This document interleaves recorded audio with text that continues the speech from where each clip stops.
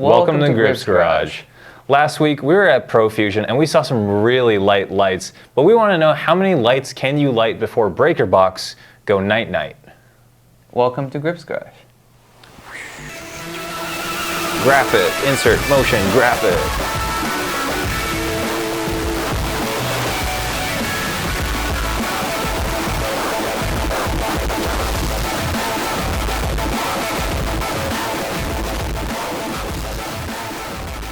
So you will encounter a breaker panel. This one is the gold standard of labeling. This is so well labeled, even an idiot could understand it. Okay. This specific one is a sub panel because we're in a building. The main breaker panel is probably like a gigantic one in a central location. This is like a branch. This says there are 225 amps. That's a lot of amps. So that means overall you have 200 amps of load before you trip the main breaker. There's 120/240 volts at 3 phases. That just means there's just more power coming in through more lanes or more cables. These little switch things, they say on one side and off on the other, and I can flip them side to side. Okay. The number on the breaker will tell you how many amps each circuit is. These are all 15 amps. Interesting. And it has the numbers corresponding to the outlets. Okay. Yes, interesting. Wow, this really is labeled clear enough for an idiot to decipher it. Electrical panels and a breaker in a breaker panel are designed to trip in two ways. One is a short circuit in which it'll trip immediately. Like if it detects or feels a bunch of inrush current all at once, it's like, oh, something's gone horribly wrong, trip immediately. The other way that a breaker is designed to trip is load over time.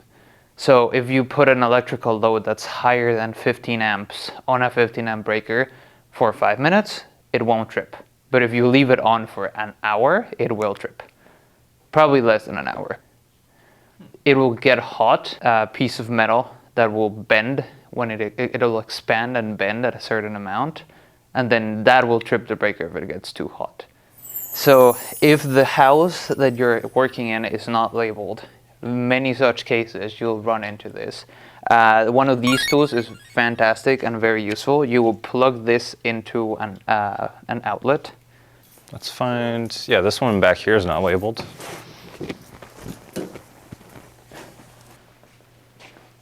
That little thing is also a circuit tester. So it'll tell you if the outlet is wired correctly.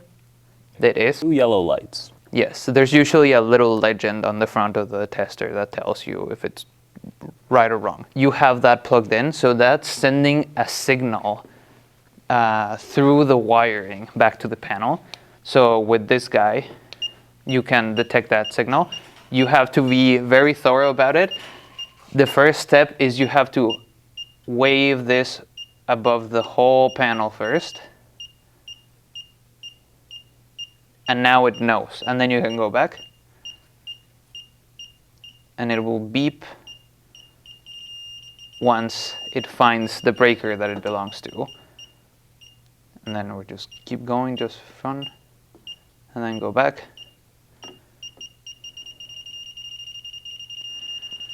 It's that breaker. So having one of these is very useful on set, especially if you don't have a rigging day or prep days to get a location up to speed.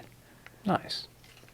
So to put in perspective how many lights we can put on just one circuit, we're going to see out of 4 Amaran 300Cs, how many can we actually fit on there before we pop a fuse? One thing you can learn about how much light you can put on a single circuit is you can look at the power adapter for any of these guys. There is 2 values on the back of these. There's an input and an output. The input will tell you at 100 or 240 volt how much power the adapter will pull out of the wall, and that's the max power that it will pull out of the wall. So this one, for example, says 100 or 240 volt, 4 amps. So each of these lights at full tilt will max pull 4 amps out of the wall. it also has an output, which it converts the power, 120 volts that's coming from the wall, into whatever the light uses to actually function. This one is 48 volts, and it converts the amount of current, so the amps, to 7.5 amps at 48 volts. So at full tilt, this will only pull 7.5 amps, but at 48 volts from here. You don't really have to worry too much about what your light is specifically like pulling out, as long as you use the power adapter that it's supposed, or the ballast. You only need to look at the input number, the 4 amp number. Let's get this plugged in.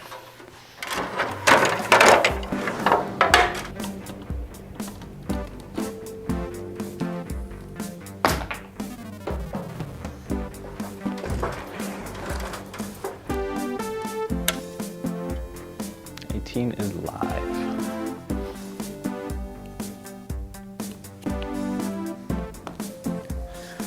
There we are.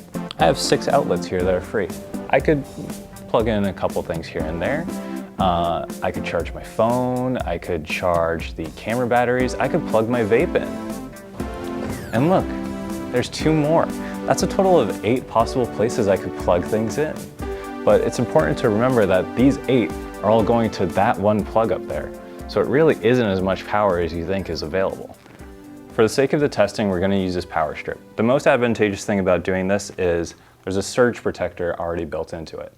This is going to prevent me from going over to the wall panel every single time someone puts a couple too many things in here. With these cheaper power strips, that your surge protector may not be the most reliable thing.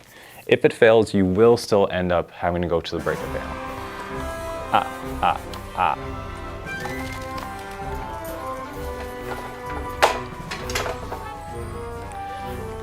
This is a lot of amaranth. That's not supposed to happen. Garage intermission here. I just want to test how much power one of these 300Cs actually draws. So I have a watt meter or watt tester here. You can get these for pretty cheap. You just literally plug them into the wall and plug them into whatever source you have, and it'll give you a number, and you can cycle between watts, amps. You can calculate how much something costs, but for our purposes, it's only going to be set to amps. So let's see. That is set to 100%. Just as I expected, it is pulling way less than the 4 amps that it says on the power supply. Currently, it is reading about 2.8 amps. 2.75 amps-ish is what one of these guys is pulling at 100% intensity. That's why we couldn't trip the breaker, because instead of the 4 amps that it says on there, this is the max rating, it was only pulling about 3 or less than 3.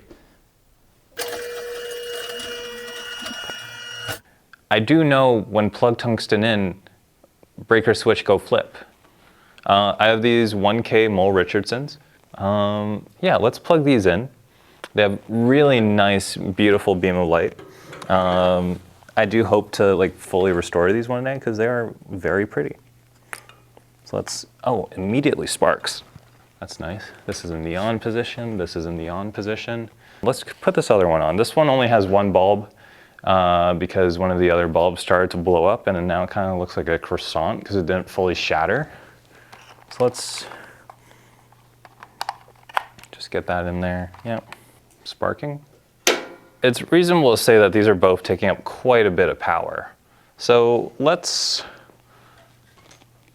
bring in a redhead and we'll see if maybe we can change that and have them both using no power because the breaker switch flips. I'm gonna plug that in. And the breaker switch still is not tripped. Nothing could go wrong. Okay, that's another one in. We'll turn it on. Somehow all of these are still on. Let's plug one more in.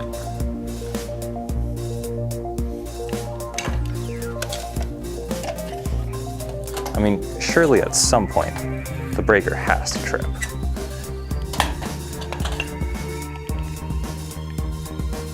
These doesn't want to fit in there. Stick it over there for now.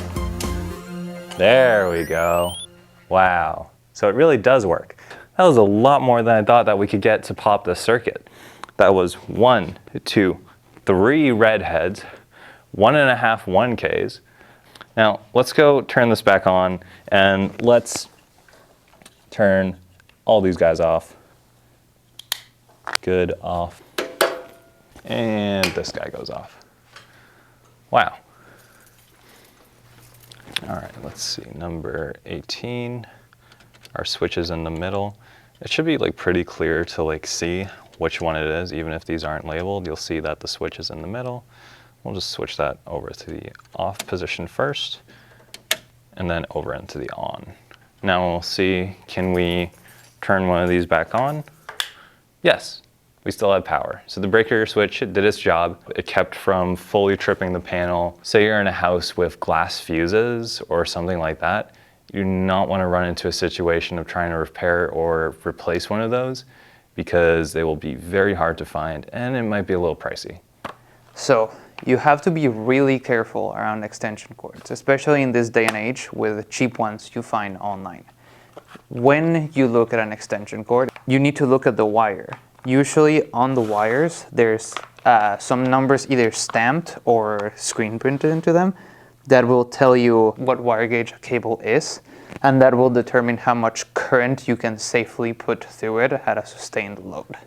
For example, this looks heavy duty and is sold to you as a heavy duty extension cord, but it is only 16 gauge. So you can only safely put 13 amps through this thing for a sustained amount of time before it gets too hot and goes up in flames. Usually, when you rent something out of a rental house, they will give you a proper extension cord called AC cable, Stinger. It has several names. They usually come in 25 foot, 50 foot, and 100 foot lengths.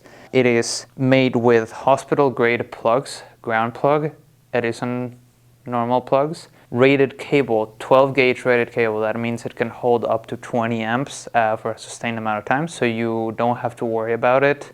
As long as it has this plug, this goes in. If it has a different plug, this is not the wire to use. But yes, you have to look at wire gauges and make sure that the amount of current you're pulling through these things is the correct one. So here's a little test to illustrate how you can pull a higher load out of a 15 amp breaker. So we currently have all 4 lights at 100%. Theoretically, this would pull 16 amps out of the wall. I don't think it, oh, yeah, no, it's on, okay. Now would be a good time to check Facebook Marketplace. Yeah. Yeah. What sort of like future projects should we do? Rally car. Rally car, yeah. I've seen a couple cheap Ford Fiesta STs. Oh God. Yeah. Ken Block had one. Surely, if it's good enough for Ken Block. We rally the Booger Mazda. Oh, the Mazda 2 and like Yeah, the green. Yeah, that'd be pretty sick. It shares some components. I wonder if that white one is still Like for sale. Yeah. I feel like we could get that for $1,000, just for them to get it off their lot. Yeah. We could have them pay us $1,000. I hope so. That would be great. It's been 6 minutes. There's also a good chance that they say 4 amps max, but they're actually not pulling that much. We end up staying here until like... We're not pulling enough current out of this for it to trip. Okay.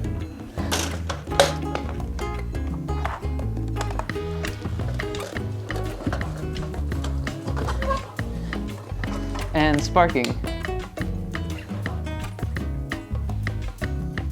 Why is that not tripping? I'm concerned. That smells very hot.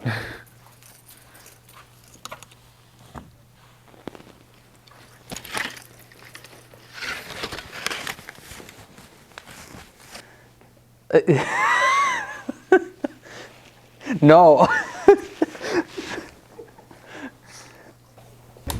There we go. Wow.